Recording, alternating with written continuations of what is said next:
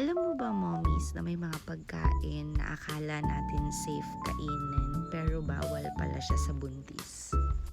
Or kung first time mom ka, ito yung quick guide para sa healthy and safe food choices habang buntis ka.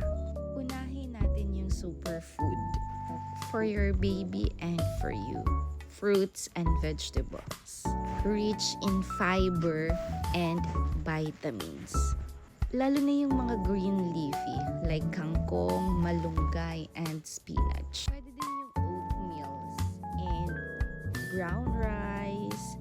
When it comes naman sa protein source, pwede din yung egg, chicken, tofu, fish.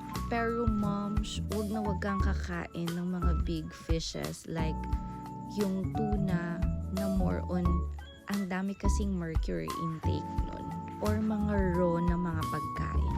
Bawal yun. When it comes naman to calcium, mahalaga talaga is the milk, the cheese, yogurt, kung kaya mo siyang i-intake.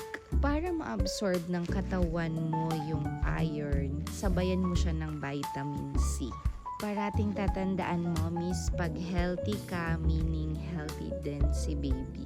Always consult your OB bago mag-take or kumain ng mga food na hindi familiar sa'yo. Kasi remember mga mommies, iba-iba yung kailangan ng bawat buntis. Kasi nagdedepende pa rin siya kung ano yung kailangan ng katawan natin. Yun